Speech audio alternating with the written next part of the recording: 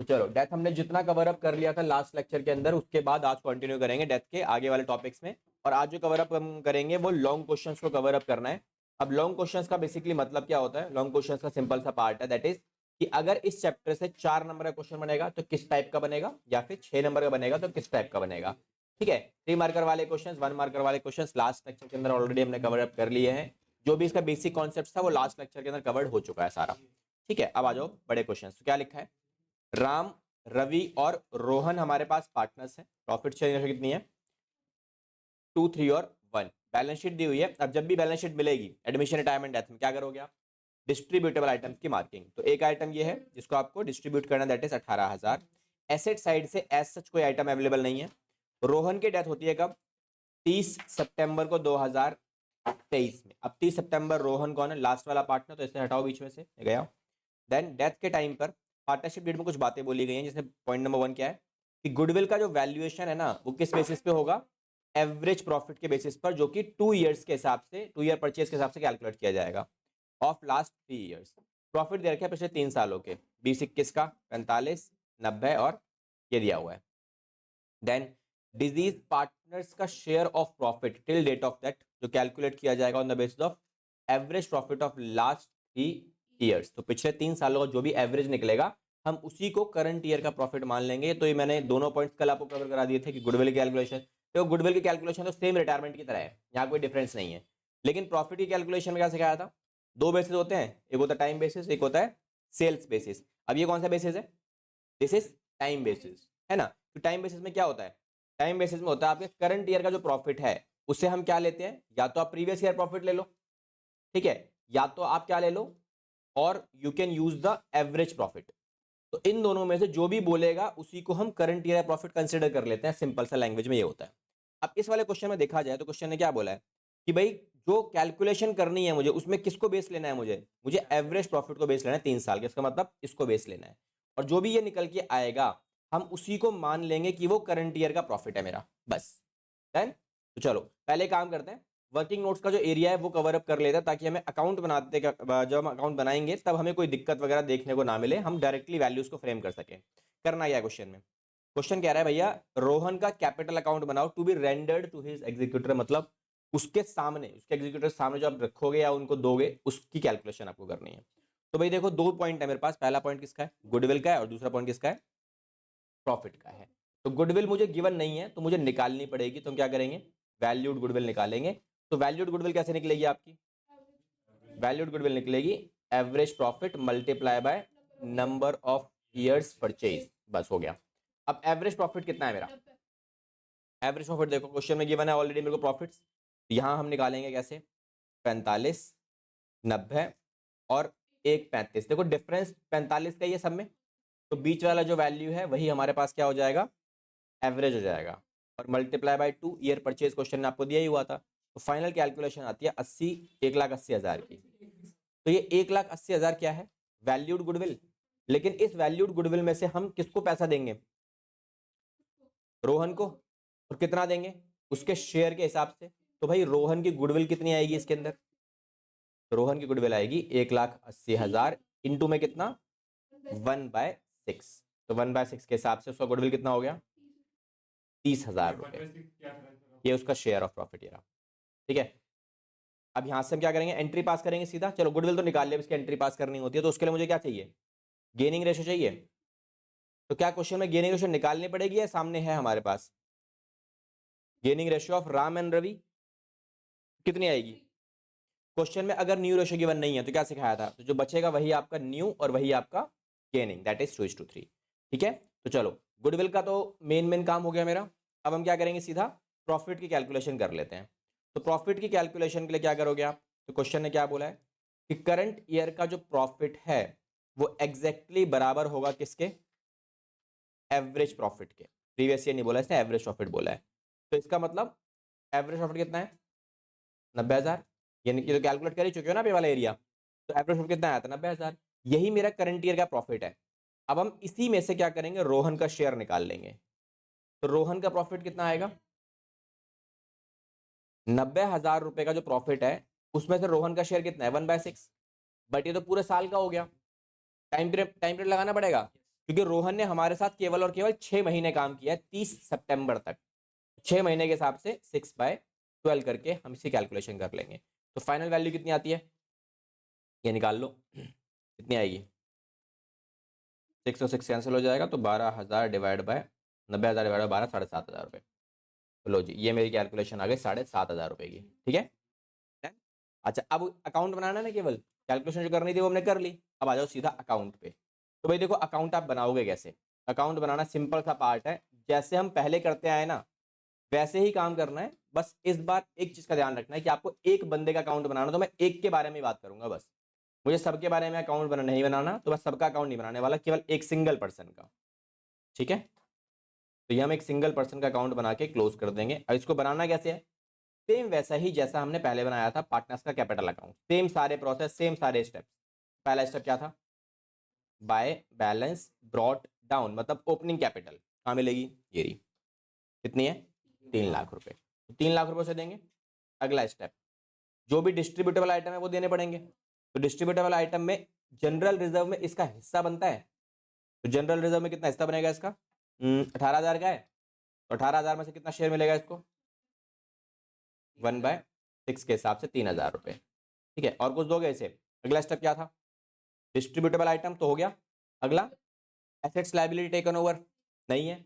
Revolution अगला होता है, उसके बाद रेवोल्यूशन बनाया ही नहीं क्वेश्चन में, तो वो भी आएगा ही नहीं आपका। फिर उसके बाद गुडविल सीधा। अब देखो गुडविल कितनी आई थी इसकी, 30,000 रुपये। तो ये 30,000 कौन देगा इसे, राम और रवि। किस रेशियो में, इस रेशियो में। तो जो इस रेशियो 30,000 को इस रेशियो में उठाओ, डिवाइड करो, लिख दो। तो इधर 12,000 रुपये और 18,000 रुपये ये हमने डिवाइड कर दिए। ये मिलेगा इसको, तो 12,000 कौन देगा, राम देगा, तो राम्स कैपिटल अकाउंट। और ये कौन देगा, ये रवि देगा, यहाँ आएगा रवीज कैपिटल अकाउंट। गुडविल हो गया। गुडविल के बाद प्रॉफिट देना पड़ेगा। तो प्रॉफिट हमने अभी कैलकुलेट किया था 7,500 का, जो कि किस नाम से आएगा, पीएनएल सस्पेंस के नाम से, है ना। तो ये वैल्यू डाल दो। और तो कुछ देना नहीं इससे, ना कुछ से लेना है। इस तरफ केवल 2 आइटम आती हैं, डिस्ट्रीब्यूटेबल आइटम में अगर कोई आइटम है वो आएगी, और ड्राइंग्स आएगा, और इंटरेस्ट ऑन ड्राइंग आएगा अगर कुछ है तो ऐसा कुछ अवेलेबल नहीं है, तो हम क्या करेंगे, सारा पैसा उठा के कहाँ डाल देंगे, रोहन के एग्जीक्यूटर अकाउंट में। लोन आएगा आपका रिटायरमेंट के अंदर। अभी के लिए बस इसे बैलेंस करो और निकाल लो वैल्यू। तो कितनी वैल्यू आ रही है, हाँ 70,500 कहाँ से आ गई, ये भी तो 3 लाख रुपए। 70 कहाँ से आ गया, ये 3 लाख है ना ये। तो 3,30,000 और 7,500 रुपये, 3,42,500, 40 आएगा ना, 40,500, 3,40,500। चलो जी, ये वैल्यू आ रही है मेरी फाइनल अमाउंट। और इतना सा काम आपको करना है फॉर योर 4 मार्क। ठीक है, 4 नंबर में ये क्वेश्चन आपके पास फ्रेम होगा, और इतने ऐसा काम करके आपका आसानी से सॉल्यूशन निकल आएगा। तो इस पूरे चैप्टर में आपको जो मेन फोकस करना है ना, दैट इज ऑन गुडविल। अब गुडविल में फोकस क्या है, गुडविल तो सेम रिटायरमेंट की तरह ही है। एक जगह करो मेहनत, 2 जगह काम आएगी, है ना। दूसरा काम क्या सीखना है आपको, that is share of profit. इस पे फोकस करना है। ठीक है, तो शेयर ऑफ प्रॉफिट अगर आपने यहां कर लिया तो ये भी 2 जगह काम आएगा, बिकॉज शेयर ऑफ प्रॉफिट का क्वेश्चन एक तो आता है एमसीक्यूज में, और एक यहां मिलेगा। तो शेयर ऑफ प्रॉफिट के लिए मैंने आपको 2 मेथड सिखाए थे कल। पहला था टाइम बेसिस, दूसरा था सेल्स बेसिस। इसके ऊपर काम कर लोगे ना, आपका डेथ कवर हो जाएगा। ठीक है, बाकी तो सारे सेम सेम ही है। न्यू प्रॉफिट से रेशो सेम निकलती है, रेवोल्यूशन सेम निकलता है तुम्हारा, गुडविल तो सेम है ही आपके पास, रिटायरमेंट की तरह ही है। केवल एक ये वाला सेगमेंट है जो थोड़ा सा डिफरेंट है। और इसमें एक पॉइंट और है, दैट इज सेक्शन 37, जो इसी चैप्टर में है, पिछले चैप्टर में नहीं है। ठीक है, तो ये वाला है, करवाऊंगा इसमें। सेक्शन 37 क्या बोलता है, उससे क्वेश्चन हैं मेरे पास। इतना लिख लो, फिर आगे चलते हैं।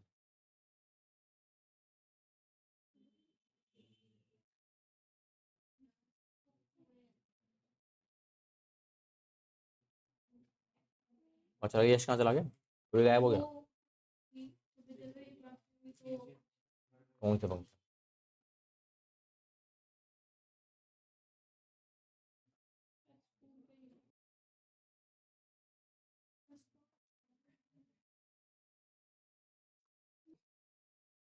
लो जी, फाइनल आंसर एक बार चेक कर लो, जिसका गलत है सही है जो भी है, ये आंसर, ये बनेगा सॉल्यूशन इसका।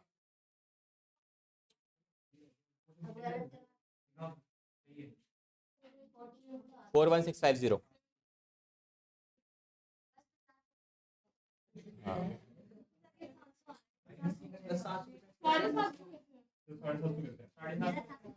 नया क्या बोला प्रॉफिट शेयरिंग के लिए क्वेश्चन ने क्या बोला है प्रीवियस ईयर के बेसिस पे देना है प्रॉफिट लास्ट ईयर प्रॉफिट अब लास्ट ईयर प्रॉफिट कितना है ये रहा तो इसका पहले निकालेंगे 1/5 और 3/12 भी तो करेंगे तो 3/5 कितना आ रहा है 3,000 रुपए 3,000 का 1/4 कितना होता है 750 होता है ना ये हमारा प्रॉफिट का शेयर हो गया 3 महीने तो काम किया उसने हमारे साथ तो प्रॉफिट 3 महीने का देगा ना और प्रीवियस ईयर का जो प्रॉफिट है वो तो पूरे साल का गिवन है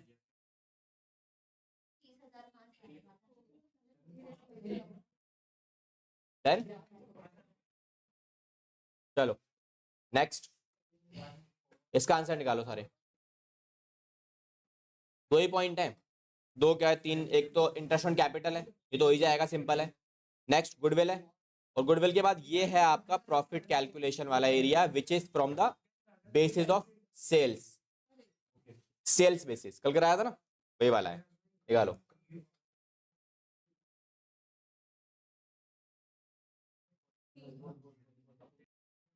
चलो भाई हो गया एक बार सॉल्यूशन चेकआउट कर लो इसका क्या सॉल्यूशन बनेगा जिसका हो गया अच्छी बात है नहीं हुआ एक बार देख लो तो ये हमारा सॉल्यूशन है पहले मैंने वर्किंग नोट्स कवर अप किया सबसे पहला पॉइंट आईओसी अब आईओसी के हिसाब से 6,000 रुपये का हमारा आईओसी बनेगा देन उसके बाद वैल्यूड गुडविल निकालेंगे हम लोग वैल्यूड गुडविल टोटल कितनी निकल के आती है 90,000 एवरेज प्रॉफिट पहले से गिवन था 3 टाइम्स थ्राइस का मतलब क्या है 3 टाइम्स आपका ठीक है ये डायरेक्टली दिया 3 ईयर्स का 3 ईयर्स का मतलब गुडविल कितनी हो गई वैल्यूड वाली इतनी लेकिन इसमें से हम क्या करेंगे उसका शेयर निकालेंगे तो ये निकलेगा 1,35,000 रुपए अब ये 1,35,000 रुपए किस रेशियो में बटेगा बचे हुए पार्टनर्स की गेनिंग रेशियो में और क्वेश्चन में नई रेशियो गिवन नहीं है तो जो बचा हुआ पोर्शन है ये वाला यही हमारा गेनिंग रेशियो बन जाता है देन उसके बाद प्रॉफिट की कैलकुलेशन करेंगे अब देखो करंट ईयर का प्रॉफिट सेल्स बेसिस में आप कैसे निकालते हो सिंपल प्रोपोर्शनेट बेसिस पे हम यूज करते हैं क्या लिखा है previous year profit previous year cell ऊपर नीचे रखो और मल्टीप्लाई कर देंगे उसे किससे करंट ईयर के सेल्स के साथ तो आपका क्या निकलेगा करंट ईयर का प्रॉफिट निकलेगा और ये कितने महीने का निकलेगा 4 महीने का रीजन क्या है इसका जो सेल्स है ना करंट ईयर की ये कितने महीने की है अप्रैल से लेकर जुलाई तक 4 महीने की सेल्स है तो प्रॉफिट भी 4 महीने का निकलेगा ना प्रॉफिट कितना आया 4 महीने का 3 लाख रुपए अब इस 3 लाख में से वर्षा का प्रॉफिट कितना है तो वर्षा के प्रॉफिट होगा 5/10 के हिसाब से टाइम पीरियड नहीं लगाना बिकॉज ये ऑलरेडी 4 महीने का प्रॉफिट है देन तो ये कितना आया मेरे पास 1.5 लाख रुपए का मैंने सारे वर्किंग्स कर लिए अब सीधा काम किसका है अकाउंट बनाओ अकाउंट बनाते टाइम पहला पार्ट बैलेंसिंग फिगर क्या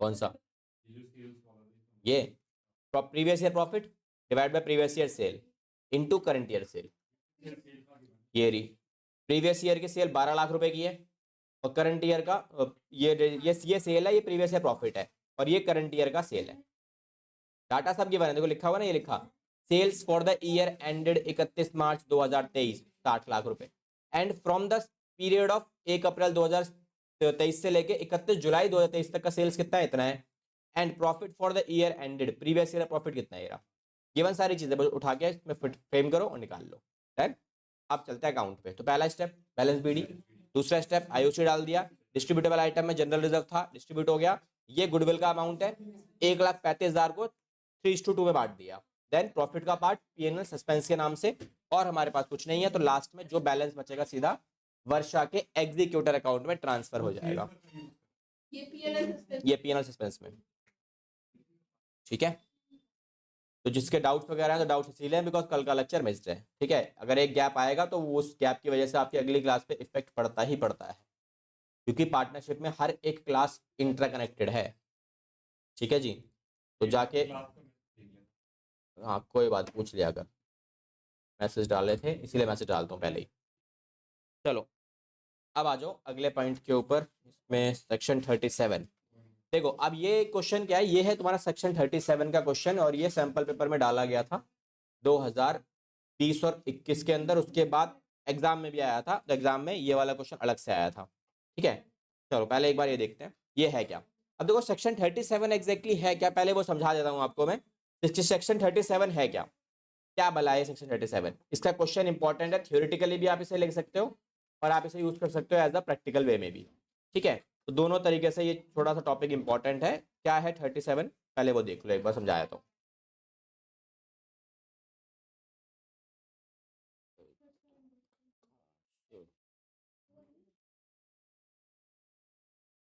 रिटायरमेंट और डेथ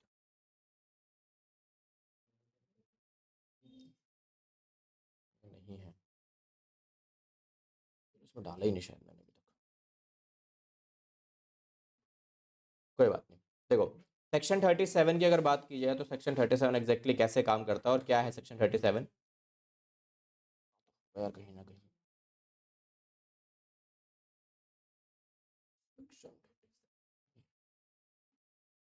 कोई बात नहीं। देखो सेक्शन 37 एप्लीकेबल कब होगा, देखो होता क्या है, जब किसी पार्टनर की डेथ हो जाती है तो डेथ होने के बाद जिस पार्टनर की डेथ हुई है, जैसे ए की डेथ हुई है, ठीक है, तो ए की डेथ होने के बाद ए का जो भी हिसाब किताब है, ड्यू अमाउंट किसको मिलेगा, ड्यू अमाउंट मिलेगा सारा किसको, ए के एग्जीक्यूटर्स को मिलेगा सारा पैसा। अब मान लेते हैं ए की डेथ के टाइम पे ए का जो पैसा बनता है वो पूरा बनता है 1,00,000 रुपए, ठीक है, ए के एग्जीक्यूटर्स को जो आउटस्टैंडिंग अमाउंट है वो कितना बना, 1,00,000 रुपए।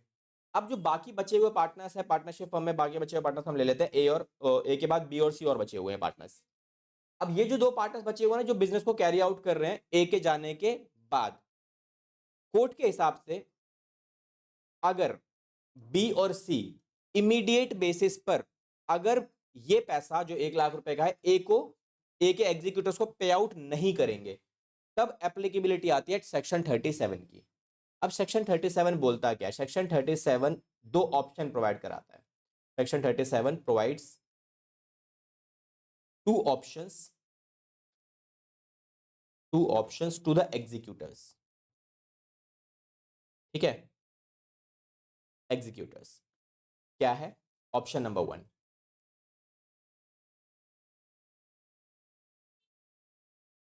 remaining partners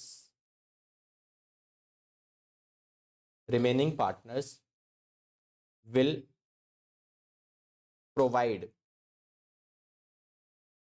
interest on outstanding amount at the rate 6% per annum to the executors। अगर पेमेंट नहीं होगी तो रिमेनिंग पार्टनर्स को 6% के रेट से एग्जीक्यूटर्स को इंटरेस्ट देना पड़ेगा जब तक पैसे नहीं दिए जाएंगे तब तक, ठीक है, ये उनका कानून है। एक तो ये ऑप्शन मिलेगा उन्हें, दूसरा ऑप्शन क्या मिल सकता है, अब दूसरा ऑप्शन मिल सकता है प्रोपोर्शनेट प्रॉफिट का। दूसरा ऑप्शन क्या मिलता है, प्रोपोर्शनेट प्रॉफिट का, proportionate profit till the final settlement, till the final settlement. अब इसका मतलब क्या है, देखो प्रोपोर्शनेट प्रॉफिट का सिंपल सा मतलब होता है कि भाई जो पार्टनर हमारे पास गया इसको निकालोगे कैसे, आप कैलकुलेशन देख लो, उसी कैलकुलेशन आप सिंपल करोगे, profit earned by the firm. भाई बिजनेस में कितना कमाए, कोई ना कोई प्रॉफिट तो ऐसा तो नहीं है कि उसके जाने के बाद बिजनेस बंद हो जाएगा, प्रॉफिट बिजनेस चलेगा नहीं, फर्म तो कंटिन्यू है ना, तो फर्म तो चलेगी हमारी। तो एग्जांपल ले लेते हैं, जैसे यहाँ पे ये एग्जांपल हमारे पास अवेलेबल है, यहाँ पे 3 महीने के बाद हमारा एक जो पार्टनर था ए यहाँ पे एक्सपायर हो गया, तो बाकी बचे हुए 9 मंथ में बिजनेस चलेगा ना, और बिजनेस जब चलेगा तो बिजनेस में यहाँ पे कुछ ना कुछ तो प्रॉफिट कमाया जाएगा। जस्ट एन एग्जाम्पल, प्रॉफिट कमाया गया कितना, 90,000 रुपए का एग्जाम्पल, तो यहाँ पे 90,000 आएगा ऊपर। अब डिवाइड बाय यहाँ क्या आएगा, capital contribution, capital contribution of remaining partner जो भी था, of remaining partner plus outstanding amount of executor. हाँ जी, क्योंकि जो एग्जीक्यूटर्स का पैसा नहीं दिया गया वो भी तो बिजनेस में लगा हुआ है, ठीक है, और multiply by outstanding amount of executor, simple language में ये आप डाल दो ऑफ एग्जीक्यूटर्स, तो आपका प्रोपोर्शनेट अमाउंट निकल के आ जाएगा जो उन्हें देना पड़ेगा एज अ प्रॉफिट एग्जीक्यूटर्स को, ठीक है। तो ये आप कैलकुलेशन बिठाओगे इस तरीके से निकल के आएगा। मान लो 90,000 के प्रॉफिट को कमाने के लिए इसमें क्या है, बी का कैपिटल इंक्लूड है, सी का कैपिटल इंक्लूड है। यहाँ पे एक अमाउंट ले लेते हैं रफ एग्जांपल में, यहाँ पे अमाउंट इंक्लूड है, लेट सपोज इसका अमाउंट है आपके पास 6 लाख रुपए का, इसका अमाउंट है 2 लाख रुपए का, और जो 1 लाख रुपए हम लेके चल रहे हैं, ए का जो आउटस्टैंडिंग है पे नहीं किया ना, तो ये कितना है, 1 लाख रुपए अमाउंट अवेलेबल है। तो इसको कमाने के लिए कितना पैसा लगा हुआ है बिजनेस के अंदर, 9 लाख रुपए लगा हुआ है।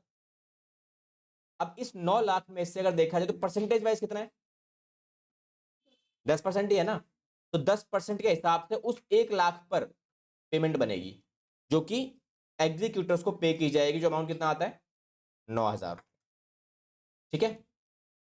अब पॉइंट आता है सर ऑप्शन नंबर 1 यूज किया जाए या फिर ऑप्शन नंबर 2, कौन सा ये लेना पड़ेगा, क्योंकि दोनों में से एक ऑप्शन लेना है ना। अब ये टोटल डिसीजन कौन लेगा, एग्जीक्यूटर। एग्जीक्यूटर खुद से देखेगा, उसको जो ऑप्शन लेना ले लेगा। बी और सी कहीं से भी बाउंड नहीं है, ना ही फोर्स्ड है, कहीं से भी फोर्स नहीं करेंगे, नहीं भैया आप ऑप्शन नंबर ए ले लो, बी मत लो, या फिर बी ले लो ए मत लो, ऐसा कोई नहीं बोलेगा। ये एग्जीक्यूटर्स का राइट है कि वो कौन सा वाला ऑप्शन यहां पे यूज करेगा, जो मर्जी चाहे वो यूज कर सकता है। अब आप बताओ, अगर आपके हाथ में ऐसी सिचुएशन आ जाए, आप इस जो डिजीज पार्टनर इसके सीए हो, आप चार्टर्ड अकाउंटेंट हो, आप बोलते हो भाई मैं डिसीजन ले लूं आपके भी पे, तो आप कौन सा डिसीजन लोगे, 6% वाला या फिर ये वाला? सेम सिचुएशन है तो सेकंड वाला लोगे। कौन सी? ये तो आउटस्टैंडिंग अमाउंट तो पे करनी ही पड़ेगी, 1,00,000 रुपए वो तो देनी ही पड़ेगी। ये तो भैया जो आप लेट कर रहे हो ना पेमेंट, ये उसके चार्जेस है। सेकंड लोगे आप, रीजन बीइंग क्योंकि पहला वाला अगर आप ऑप्शन लोगे तो कितना इंटरेस्ट दोगे आप, तो आपको जो पेमेंट देना पड़ेगा वो कितना देना पड़ेगा, 1,00,000 के ऊपर 6% और इनटू में 9/12, ये भी करना पड़ेगा। तब जाके वैल्यू आएगी ना, 4,500 रुपए अमाउंट बनेगा आपका। तो पहले वाले ऑप्शन में तो 4,500 बन रहा है, लेकिन सेकंड वाले ऑप्शन में कितना बन रहा है, 9,000 बन रहा है। जाहिर सी बात है सेकंड वाला ऑप्शन मच बेटर है। तो जो ऑप्शन लेना चाहते हैं वो एग्जीक्यूटिव डिसाइड करेंगे भैया हमें क्या लेना है क्या नहीं लेना। ठीक है, तो क्वेश्चन एग्जाम में कैसा आता है, क्वेश्चन एग्जाम में ऐसे ही मिलेगा आपको, जहां पर क्वेश्चन ये बोलेगा बताओ भाई एंट्रीज पास करके दिखाओ और बताओ कौन सा वाला अमाउंट लिया जाए, कौन सा वाला अमाउंट नहीं लिया जाए। ठीक है, तो ये जो इंटरेस्ट का रेट है ना 6% का, ये 6% इंटरेस्ट ऑन लोन वाला ही है। पार्टनरशिप में इंटरेस्ट एक तरीके से लोन ही तो हो गया ये। तो पार्टनर्स का अगर कोई पैसा रुका हुआ है बिजनेस के अंदर तो उस पर इंटरेस्ट कितना जाएगा, सेम वही रेट वाला आईओएल वाला interest on loan, that is 6%।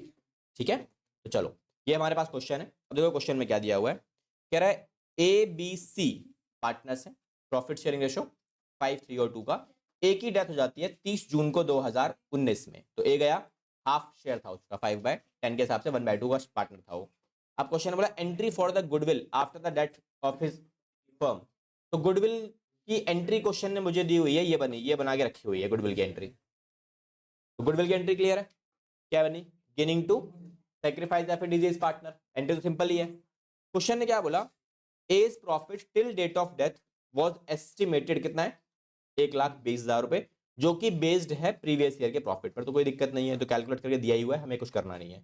Final dues payable to A's executor on the date of death was rupees कितना, 8,40,000। मतलब जब पूरा सेटलमेंट हो चुका है फाइनल अमाउंट कितना निकल के आया, 8,40,000 का, जिसमें से 2,40,000 रुपए was paid immediately by giving him a furniture valued for the same. मतलब 2,40,000 रुपए उसे हमने पे कर दिए सेम डेट पर जिसमें फर्नीचर दिया गया सेम वैल्यू का, और बैलेंस जो बच गया उसका क्या किया इन्होंने, ये बोला भाई 3 इक्वल एनुअल इंस्टॉलमेंट्स में आप ले लेना, जो कब स्टार्ट होने वाली हैं, 30 जून 2020 से स्टार्ट होंगी।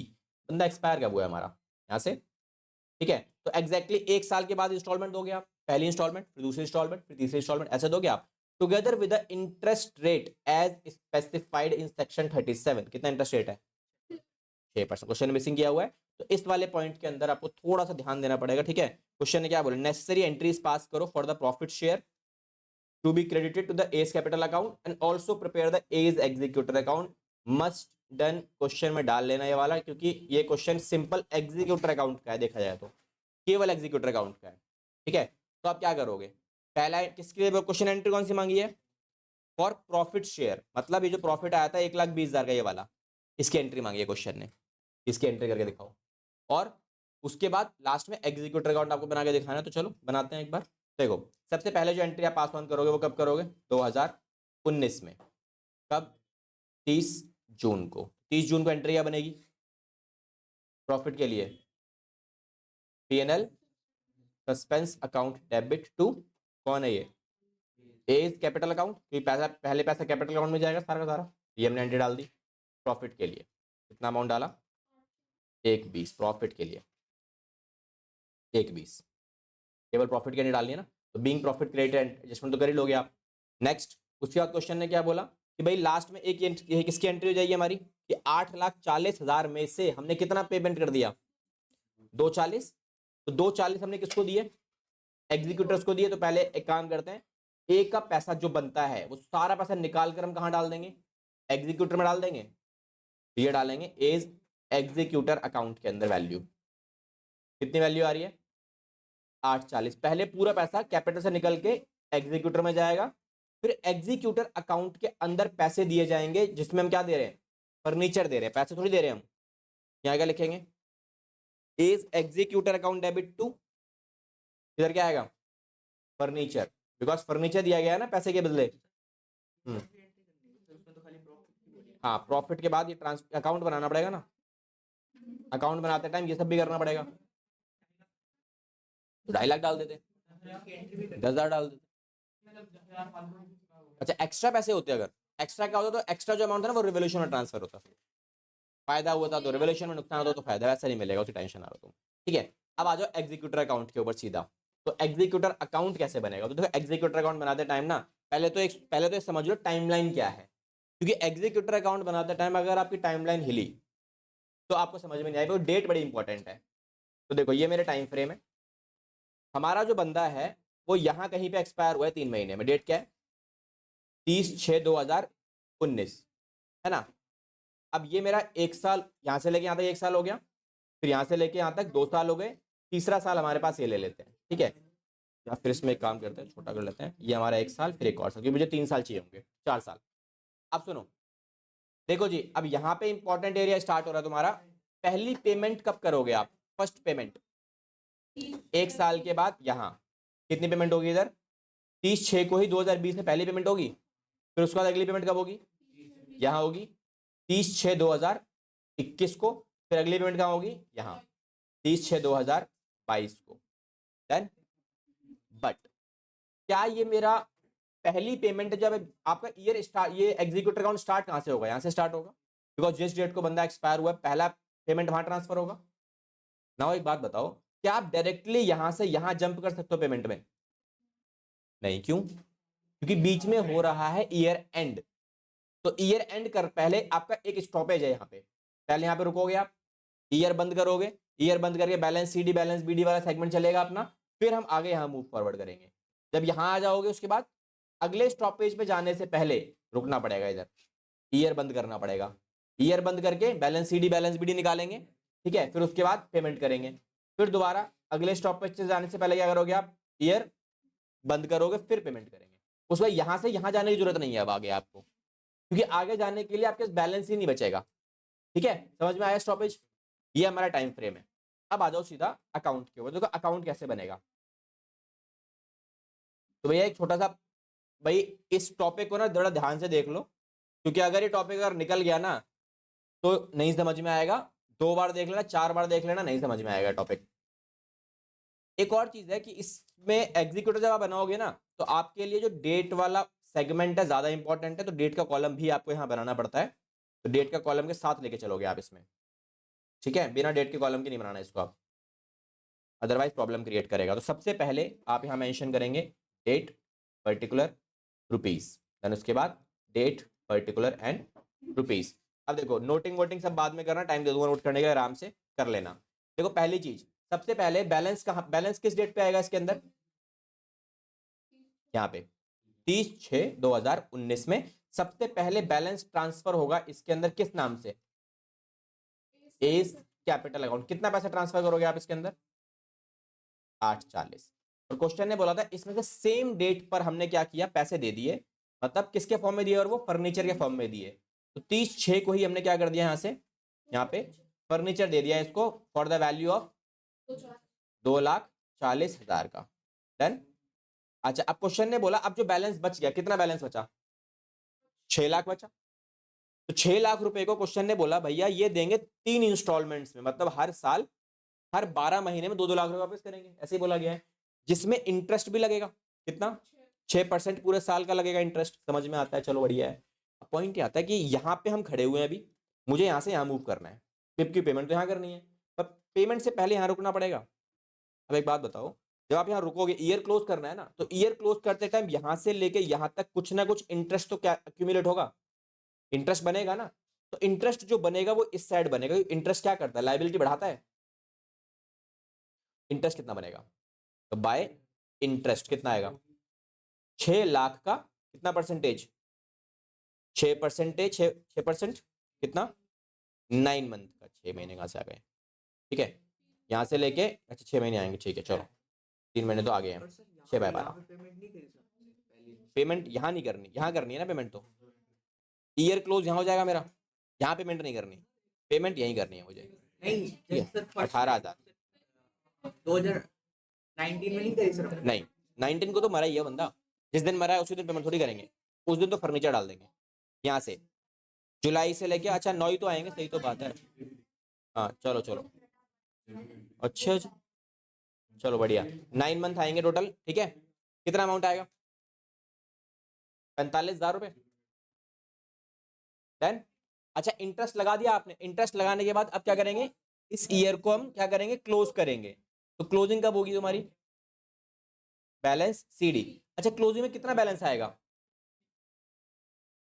6,45,000, जो 6 लाख तो आउटस्टैंडिंग है और प्लस ये इंटरेस्ट भी चढ़ गया तुम्हारे ऊपर, है ना, तो टोटल आउटस्टैंडिंग कितना हो गया ये वाला अमाउंट, अब इसे बैलेंस कर लो, ईयर खत्म हो गया मेरा, तो ईयर खत्म होने के बाद वैल्यू कितनी आ रही है 884, 885 आएगा ना, 885, चलो अब इसके बाद क्या करेंगे, अब जो बैलेंस सीडी था इसे बैलेंस ब्रॉड डाउन में कन्वर्ट करेंगे यहाँ पे 1 अप्रैल को, चलो जी, नहीं एक साथ नहीं, जो जो खर्चा जिस साल का है उसी साल में रिकॉर्ड होता है ना, तो अगर ये 9 महीने का इंटरेस्ट इस साल का तो इसी में रिकॉर्ड करेंगे ना, अगले साल थोड़ी रिकॉर्ड करेंगे, अब कितना बैलेंस आउटस्टैंडिंग है, हाँ जी 6 नंबर का नहीं, हाँ 6 नंबर में आ जाएगा क्वेश्चन, देखो जी अब क्या हो गया, अब आप यहाँ तक आ चुके हो, तो इंटरेस्ट आप यहाँ, क्या इसका इंटरेस्ट नहीं लगेगा, अब इसका भी इंटरेस्ट लगेगा, तो इसका इंटरेस्ट दोबारा लगेगा, कब लगेगा यहाँ पे 30/6 को, यहाँ लगेंगे इंटरेस्ट, कितना इंटरेस्ट आएगा इस बार दोबारा से 60,000 का 6%, 3 महीने 6 लाख का 15,000 इंटरेस्ट लग गया, इंटरेस्ट लगने के बाद अब पैसे दिए जाएंगे, क्योंकि आप कहाँ पहुंच चुके हो, आप यहाँ पहुंच चुके हो आप, तो जब आप यहाँ पे आए हो तो क्या लगने वाला है, पेमेंट देनी है, आप तो पेमेंट किस तरफ देनी पड़ेगी, इधर देनी पड़ेगी, कि डेट क्या होगी, यहाँ लिखेंगे टू बैंक अकाउंट, कितना पैसा दोगे, एक इंस्टॉलमेंट 2 लाख की और प्लस अब तक का सारा इंटरेस्ट कितना बनता है 45 ये और 15 ये, तो टोटल इंटरेस्ट कितना हो गया 60,000 का, तो पेमेंट कितनी करोगे आप 2,60,000 की, डन यहाँ तक। अब अगला स्टेप क्या है, अब आप यहाँ से आगे बढ़ोगे, तो यहाँ से आगे कैसे बढ़ोगे आप, पहले इंटरेस्ट लगेगा इस 9 महीने का यहाँ तक का, तो इंटरेस्ट कहाँ लगेगा इसी अकाउंट के अंदर, 2021 में 31/3 को जब आपका ईयर क्लोज होगा तो क्या लिखोगे आप इंटरेस्ट, अच्छा कितने अमाउंट पर लगेगा इंटरेस्ट इस बार, पैसे दोगे ना, पैसे कहाँ से दोगे बैंक से दोगे ना, हाँ जी इस बार 4 लाख के ऊपर इंटरेस्ट लगेगा 9 मंथ का, ठीक है 6 लाख में से 2 लाख तो दे दिए ना, तो आउटस्टैंडिंग कितना बचा 4 लाख ही बचा, तो 4 लाख अमाउंट का इंटरेस्ट 9 मंथ का ही बनता है। अब सेम डेट पे ईयर की क्लोजिंग कर देते हैं, ईयर की क्लोजिंग कब होगी, सेम बैलेंस शीट कितना अमाउंट आएगा 4,30,000, तो 4 लाख तो है ही, 30,000 का आउटस्टैंडिंग पेमेंट बचा हुआ जो देना बाकी है, बैलेंस आउट करो और बैलेंसिंग फिगर निकाल लो, तो बैलेंस में कितनी आ रही है 690 690 दोनों तरफ आनी चाहिए। चलो जी अब नेक्स्ट ईयर, तो नेक्स्ट ईयर पे आते हैं, नेक्स्ट ईयर देखते हैं वैल्यूज कैसे बनेंगी तुम्हारी। अब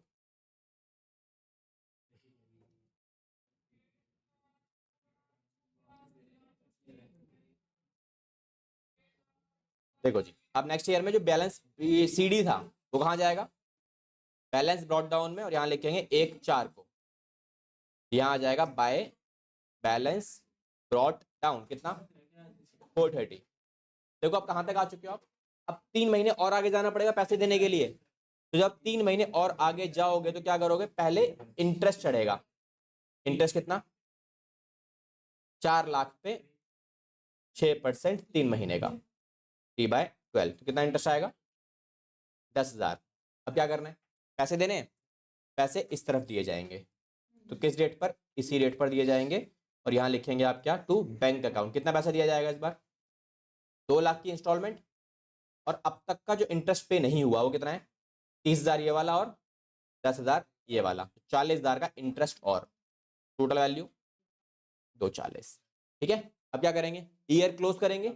तो ईयर क्लोज करेंगे तो 9 महीने का इंटरेस्ट फिर से लगाएंगे। कब लगेगा इंटरेस्ट? 2022 में 31 मार्च को। किस अमाउंट पे लगेगा इंटरेस्ट इस बार? अब लगेगा 2 लाख पे, बिकॉज 2 इंस्टॉलमेंट जा चुकी है, लास्ट इंस्टॉलमेंट बची है, इसके ऊपर अमाउंट का इंटरेस्ट 9 मंथ के लिए 15,000। देन ईयर की क्लोजिंग, तो ईयर क्लोज कितने पे होगा? बैलेंस सीडी आएगा इधर 2022 में 31/3 को। क्या लिखोगे इधर? कितना बचेगा बैलेंस सीडी? 2 लाख रुपए आउटस्टैंडिंग जो बचे हुए वो, और प्लस अब तक का इंटरेस्ट 2,15,000। कैलकुलेट भी करके देख लेना, प्लस माइनस करके दोनों तरफ सेम वैल्यू आएगी। 4,55,000 और 4,55,000। डन। अब ये जो बैलेंस है ये ट्रांसफर होगा इधर 2022 में 1/4 को, इधर लिखेंगे बैलेंस ब्रॉट डाउन। अब पेमेंट कब करनी है मुझे? जून में करनी है। तो अप्रैल तक तो आ चुके हो आप, जून तक जाने के लिए इंटरेस्ट लगाना पड़ेगा। अब ये लास्ट इंटरेस्ट बनेगा तुम्हारा, जो कि कितने महीने का होगा? 2 लाख के ऊपर 6%, 3 महीने का इंटरेस्ट, विच इज 5,000 रुपए। डन। पेमेंट करेंगे अब, तो 2 लाख 2022 में ही 30/6 को क्या आएगा इधर? बैंक अकाउंट कितना पेमेंट आएगा? 2 लाख रुपए का इंटरेस्ट, वो 2 लाख रुपए की ईएमआई प्लस इंटरेस्ट अब तक का कितना? 20,000। 15 और 5 20, तो 2,20,000 पेमेंट करोगे। अब आपने इसके आगे चाहकर भी इसे कंटिन्यू नहीं कर सकते, बिकॉज बचेगा ही नहीं बैलेंस आपका, दोनों साइड मैच हो गई। ठीक है, so this is the executor account, आपको ऐसे बनाना है। ठीक है, लक्ष्य चेक कर लियो दोबारा एक बार, बता दो तभी कहा था ध्यान सुनियो। ठीक है भाई, डन। ये आपका अकाउंट ऐसे बनेगा पूरा। ठीक है जी, देखो ये आप जब आपके पास है ये टाइम फ्रेम समझ में आएगा ना, ये वाला एरिया आपको, तो ये टॉपिक आसान लगेगा आपको। ये वाला टाइम फ्रेम समझ में आना चाहिए कि कहाँ से स्टार्ट किया, कहाँ बंद करना है, कहाँ तक जाना है। पहले 9 महीने का इंटरेस्ट, फिर 3 महीने का इंटरेस्ट, फिर पेमेंट, फिर 9 महीने का इंटरेस्ट, फिर 3 महीने का इंटरेस्ट, फिर पेमेंट, फिर 9 मंथ का इंटरेस्ट, फिर 3 महीने का इंटरेस्ट, फिर पेमेंट। ठीक है, इस तरीके से आपका ईयर एंड होगा आपका। ठीक है जी, 4-6 नंबर के आसपास का ये आपका एग्जाम में देखने को मिलेगा। ठीक है, रेयर चांस, बट एग्जाम में आ गया तो हिल जाओगे, इसीलिए प्रैक्टिस करके जाना अच्छे से। ठीक है, इंटरेस्ट यहाँ लगेंगे सारे, क्योंकि इंटरेस्ट क्या करता है? लाइबिलिटी बढ़ाएगा, पेमेंट लाइबिलिटी कम करती है, इसीलिए पेमेंट यहाँ होगी।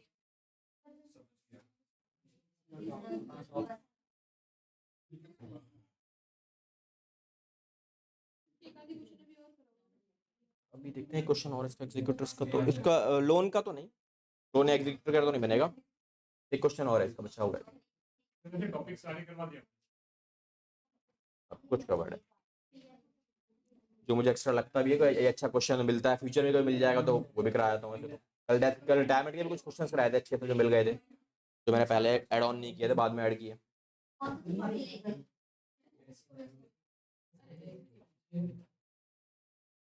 देखो भाई, हाँ सॉल्यूशन दे दूंगा मैं निकाल के, सॉल्यूशन की कोई दिक्कत नहीं है, कर लेना एक बार प्रैक्टिस में, चेक कर दूंगा। ठीक है, देखो जी नेक्स्ट पार्ट हमारे पास क्या अवेलेबल है।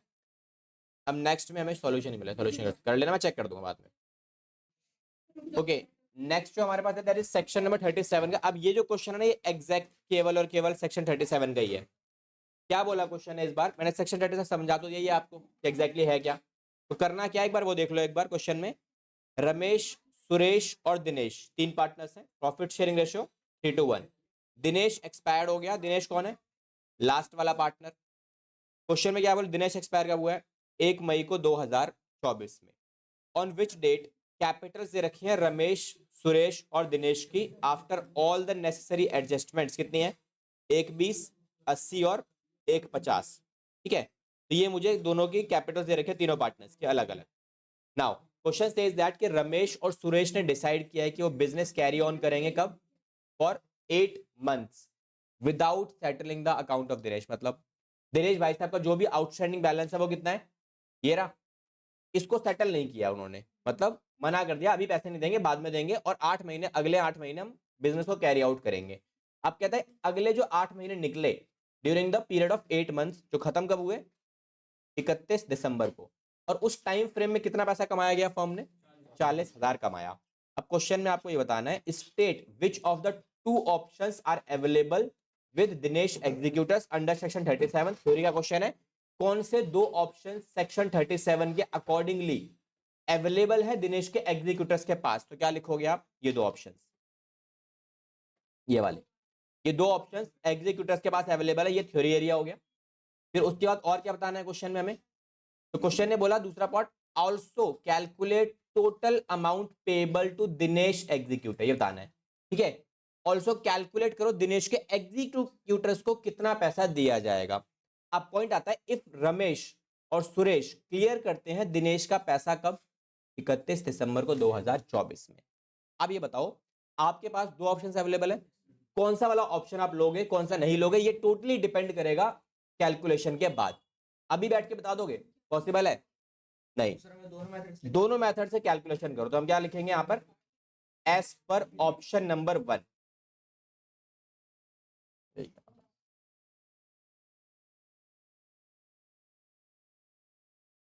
एज पर ऑप्शन 1 कितना पैसा दिया जाएगा? क्या दोगे आप? इंटरेस्ट मिलेगा उसे?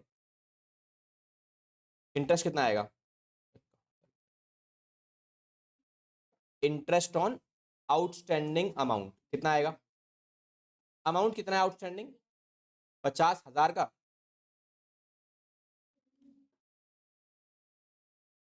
क्यों छोड़ रहा है ये?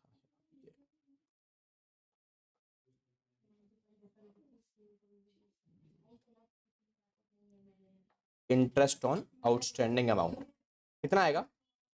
50,000 आउटस्टैंडिंग है। इंटरेस्ट का रेट कितना होता है? 6%। कितने महीने का?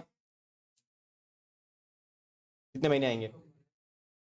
कितने महीने तक पैसा होल्ड किया हमने? 8 महीने ना, डायरेक्टली क्वेश्चन ने दिया हुआ 8 महीने। तो 8 महीने के हिसाब से कितना इंटरेस्ट बनेगा? पूरे साल का इंटरेस्ट कितना आता है? 3,000। तो 8 महीने कितना आएगा? 2,000 रुपए। ठीक है, कैलकुलेशन कर लेना, 2,000 आएगा। 2,000 बन रहा है पहले ऑप्शन के हिसाब से। नाउ अब हम देखते हैं प्रोपोर्शनेट प्रॉफिट ऑप्शन नंबर 2 के हिसाब से। तो ऑप्शन नंबर 2 में क्या होता है? प्रोपोर्शनेट प्रॉफिट मिलता है। कैसे निकालोगे ये? क्या दिखाया था?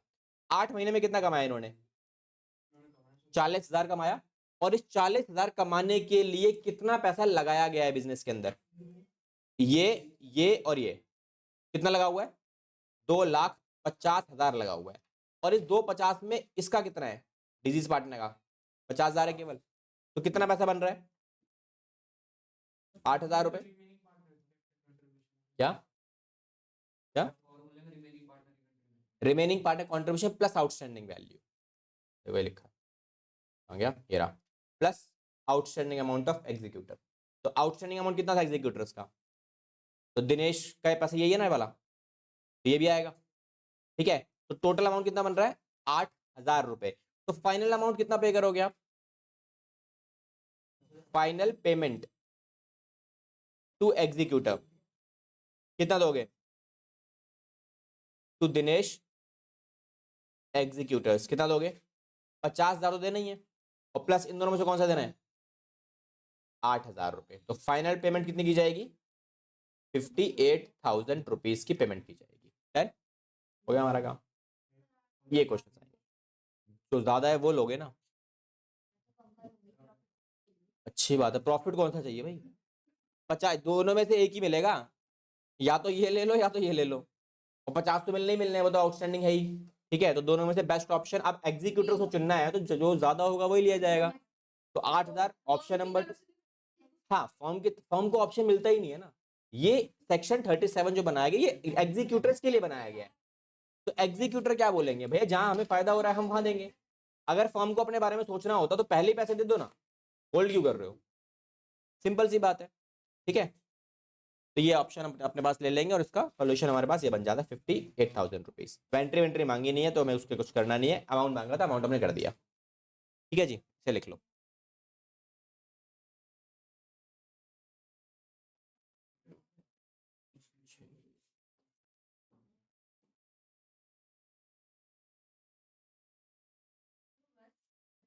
6%, 10% दिया था मैंने तो।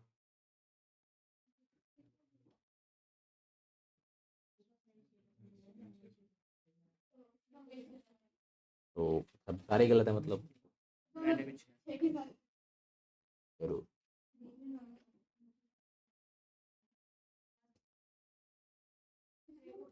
छः के हिसाब से अब तक तो ठीक है, जितना बनना चाहिए था।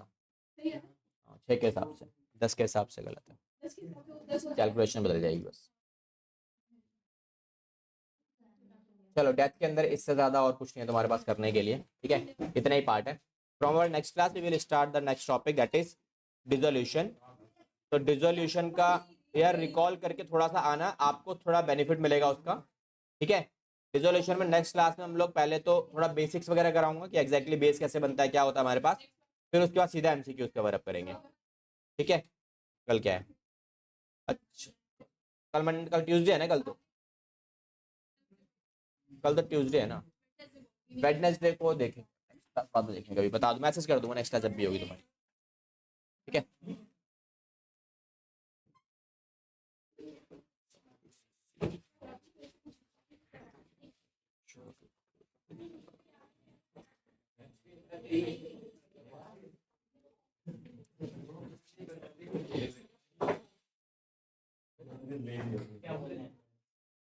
ठीक है,